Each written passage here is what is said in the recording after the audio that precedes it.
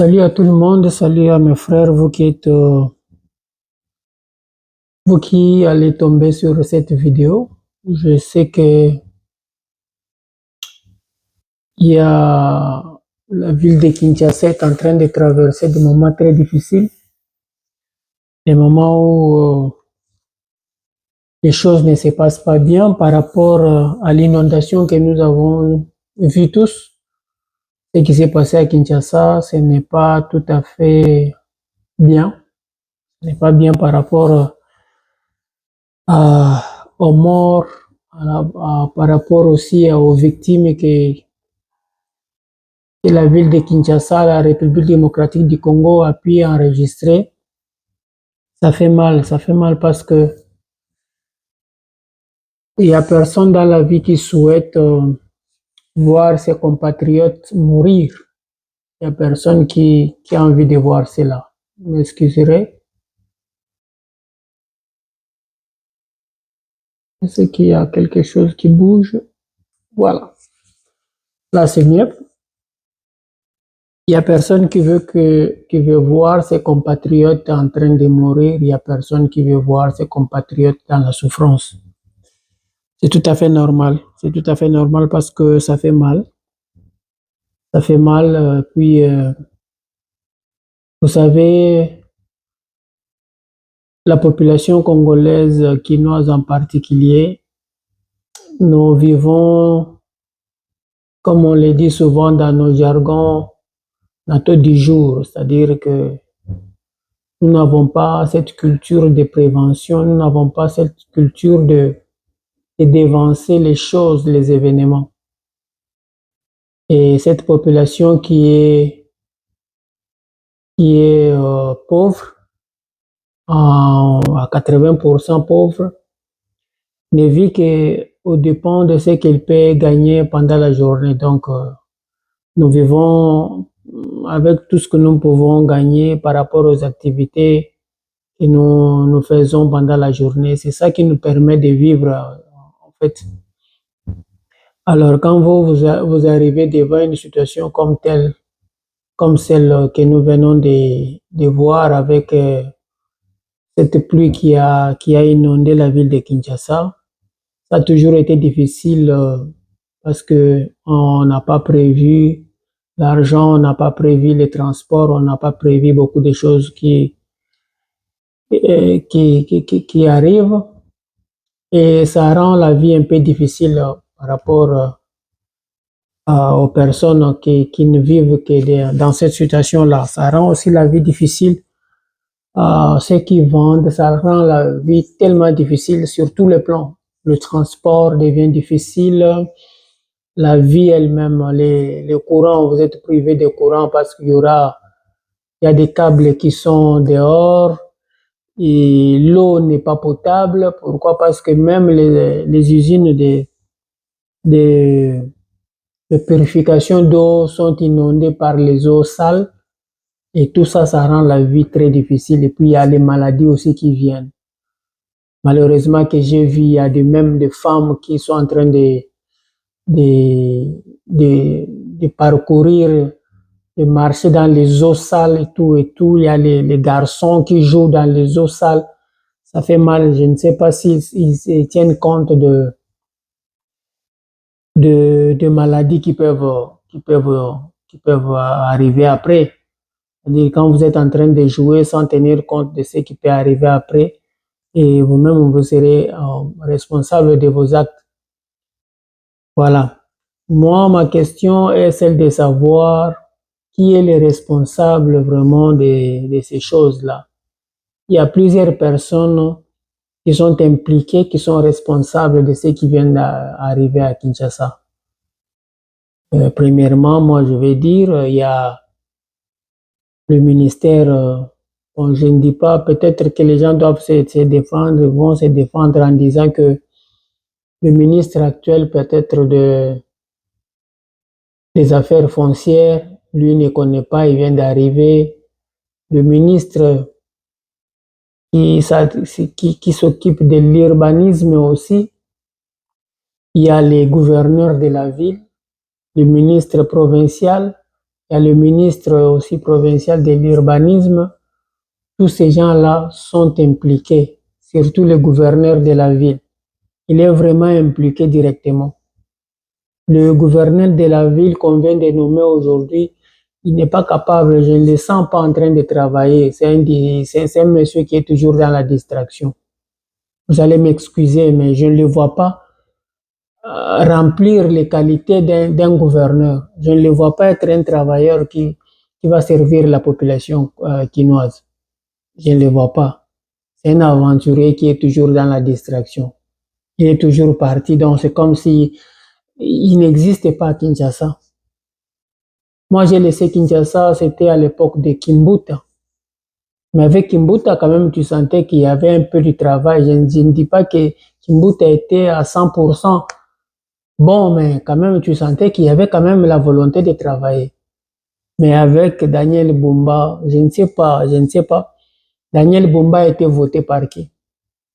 Est-ce que les députés provinciaux avaient vraiment voté Daniel Bumba ou bien Daniel Bumba a été nommé parce qu'il fait partie d'une corporation politique ou bien il a des relations particulières avec la famille présidentielle ou quoi encore, je ne connais pas. Au fait, c'est un monsieur qu'on devrait déjà virer parce que il y a de cela plus d'une année, si je ne me trompe pas, Daniel Bumba ne fait absolument rien sur la ville de Kinshasa. Tout le monde est en train de crier, tout le monde est en train de parler, mais c'est comme s'il n'y a pas de personnes responsables pour sanctionner ces messieurs-là. Si cela continue comme ça, je sais que dans 5 ans, nous n'aurons plus la ville de Kinshasa. La ville de Kinshasa sera invivable. Je sais que les responsabilités sont partagées. Il y a une partie des responsabilités qui est aussi attribuée à la population qui n'a pas la conscience, cette population qui n'a pas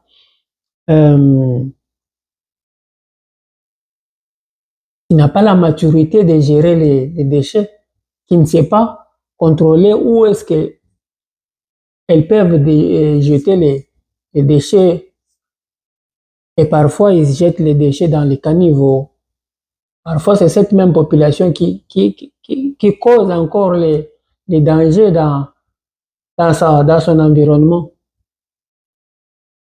Mais la responsabilité de nos autorités, c'est de sensibiliser la population. Parce que si vous ne sensibilisez pas la population, soyez sûr et certain que cette population va faire n'importe quoi. Donc, il est question de sensibiliser d'abord la population. De montrer à cette population que ce que vous faites n'est pas bon. Et si vous le faites, vous serez sanctionné. Il faut qu'il y ait quand même la loi. Et la loi est dure, mais c'est la loi. Et cette loi, quand elle est dure, elle profite à cette même population. Et quand vous voulez bercer la population, vous ne voulez pas faire votre travail comme il se doit, vous ne voulez pas punir les gens. Il y a de l'impunité, il y a une légèreté totale au niveau de la gestion de la ville de Kinshasa. C'est pour cela que vous voyez les conséquences. Il y a un laisser-aller. Pourquoi? Parce que les autorités eux-mêmes sont des gens qui ne respectent pas les dispositions mises à leur faveur. Et la population aussi est en train de suivre. Pourquoi? Parce que la population, devant elle, elle n'a pas un guide, elle n'a pas un leader qui peut les accompagner. Alors, la responsabilité est partagée. Je crois que ce qui vient de se passer va donner leçon à plusieurs personnes pour qu'enfin, qu'ils savent comment gérer les déchets, où jeter les déchets. Il faut qu'il y ait des endroits appropriés pour jeter les déchets. Et au ministère de l'urbanisme, il faut aussi tenir rigueur, il faut avoir la rigueur de ne plus donner le droit de bâtir à n'importe qui. Les gens qui construisent doivent construire dans les endroits appropriés. Ce n'est pas sur les caniveaux, ce n'est pas parce que quelqu'un est venu demander les documents pour aller bâtir que vous allez lui donner sans toutefois mener les enquêtes ou sans toutefois aller vérifier où est-ce qu'il va construire la maison. Il y a des gens qui ont construit sur les caniveaux, qui ont bloqué les caniveaux. Là où l'eau pouvait passer, l'eau ne peut pas passer. Pourquoi? Parce qu'il y a un individu qui a construit sur le caniveau. Et il est là, calme, il n'y a personne qui l'inquiète. Et demain, après-demain, il y aura un autre qui va encore construire sur le caniveau parce qu'il a vu que le premier, on n'a rien fait. Et tout cela va causer les inondations que nous sommes en train de vivre aujourd'hui. L'impunité. La gestion, c'est quoi? La gestion, c'est prévoir. La gestion, ce n'est pas quand il y a un problème. C'est là où vous sortez les solutions. Non. Les problèmes, on les voit de loin. C'est ça ce qu'on dit. L'homme prudent voit le mal de loin. Et la gestion, c'est prévoir. Quand vous gérez, vous devez prévoir que dans 5 ans, 10 ans, 15 ans, qu'est-ce que nous aurons comme population? Quel est le nombre de personnes que nous aurons parce qu'il y a une augmentation? Il y a l'exode rural. Il y a les naissances. Et tout ça doit vous interpeller, tout ça doit vous tourner la tête pour savoir que demain ou après-demain, où est-ce que nous allons mettre cette population qui est grandissante. Et ne pas rester là-bas dans les bureaux en train de manger de l'argent, en train de prendre les taxes. Entre-temps, vous ne construisez rien. Vous n'avez pas de souci d'aller même enlever les immondices qui sont sur la rue. Mais entre-temps, vous prenez l'argent des taxes. Vous percevez l'argent des taxes, mais vous ne faites absolument rien. C'est inconcevable. Ça, c'est un manque de conscience. Un manque de conscience. Un manque de conscience. Les autorités congolaises, vous devez revenir à la conscience. Vous devez revenir à la raison. Vous devez réfléchir comme c'est partout. Comme c'est partout. On voit des gens réfléchir, mais c'est seulement au Congo où les autorités ne réfléchissent pas. C'est au Congo où les autorités font le contraire de ce qu'on leur demande. C'est au Congo où les autorités sont les premiers à piétiner encore la loi. Mais quel exemple vous êtes en train de donner à la population que vous gérez? Quel exemple? Ça ne sert à rien. Si vous-même, vous n'êtes pas capable de respecter la loi et vous pensez que la population peut respecter la loi, ça c'est une responsabilité. Moi, après ces dégâts qu'on vient de rencontrer, si c'était moi le président de la République, je vais forcer la main à M. Bumba Daniel de démissionner. De la même manière, je vais forcer la main à Mme Soumino de démissionner. Parce que ce qu'ils ont fait, c'est inadmissible. Il n'y a personne qui peut accepter cela. Personne. Mais je sais que la culture de la démission n'est pas une culture africaine, ce n'est pas une culture congolaise surtout. Les Congolais, même quand il fait la honte, ils s'accrochent au pouvoir. Quand il fait la honte, quand il ne produit rien, c'est là où il s'accroche encore au pouvoir. Alors il faut vraiment essayer de changer les choses, essayer de changer la vision, essayer de changer la façon de gérer les choses. Faire les choses avec excellence. Essayer d'améliorer pour que demain ou après-demain, qu'on essaye de donner à nos enfants une gestion meilleure de la République, une façon meilleure de la gestion de la chose publique. Et ça va aider ceux qui vont venir après pour suivre les pas. Sinon, on n'aura que des fouteurs et des fouteurs à la tête de l'État, à la tête de nos institutions, et ça va produire que des inondations comme ça va produire des tueries comme on a vu les garçons Kalonji Fiston mourir parce qu'il a voulu mettre de l'ordre là où une autorité était en train de mettre le désordre. C'est contradictoire. C'est vraiment quelque chose d'inacceptable. Dans un pays de loi, dans un pays où les gens vivent, je ne peux pas croire et accepter, je ne peux pas accepter voir un policier qui donne l'ordre au Premier ministre qui met le désordre. C'est-à-dire un policier qui remet le Premier ministre en ordre. Et parce qu'il a remis en ordre, on veut l'abattre, on veut l'assassiner comme ça, et personne ne parle, tout le monde est calme. Pourquoi? Parce que ces policiers-là ne coûtent rien et ne vaut rien pour la République. Et pourtant, il était sur son lieu de travail en train de travailler pour la République. Et ça fait mal. Ça fait mal, ça fait vraiment très mal. Il faut revoir la façon de faire les choses, il faut revoir la façon de penser, il faut revoir la façon de la gestion de la chose publique. Il faut montrer aux gens que vous avez les soucis de la population et non les soucis personnels. Si c'était un problème d'argent pour aller détourner de l'argent, vous serez le premier à le faire soigneusement, avec beaucoup d'excellence. Avec beaucoup d'excellence. Et ça serait difficile même aux gens de découvrir que vous avez volé là. Parce que vous allez mettre le plus sérieux possible de la vie. Pourquoi? Parce qu'il s'agit de voler. Il s'agit de détourner. Vous avez des systèmes bien contrôlés. Vous avez des systèmes bien rodés pour voler de l'argent, pour détourner l'argent de l'État. Mais pour gérer la chose publique, pour gérer l'intérêt de la population, qui est l'intérêt général, à ce moment-là, vous n'avez pas le temps. Vous ne savez pas le faire. Et vous êtes là au pouvoir sans vous gêner, sans vous empêcher de marcher, sans vous empêcher d'avoir honte. Vous êtes là en train de rouler carrosse dans le pays où vous gérez très mal. Ça fait honte. Hein? Ça fait honte. Avant de venir parler, il faut d'abord laisser les traces. Avant de sortir, il faut laisser les traces, dire que moi j'ai le droit de sortir parce que je suis en train de faire les choses correctement. Parce que je suis en train de travailler pour la République. À ce moment-là, vous êtes fiers de sortir et que cette population puisse vous voir. Mais au moment où vous êtes en train de détruire cette population, au moment où vous êtes en train de faire du mal à cette population, moi je me gêne de sortir. Si c'était moi à votre place, je dois me gêner de sortir. Je ne peux pas sortir. Parce que je ne sers même pas cette population-là. À quoi bon de sortir que ces gens-là me voient? Ça sert à quoi?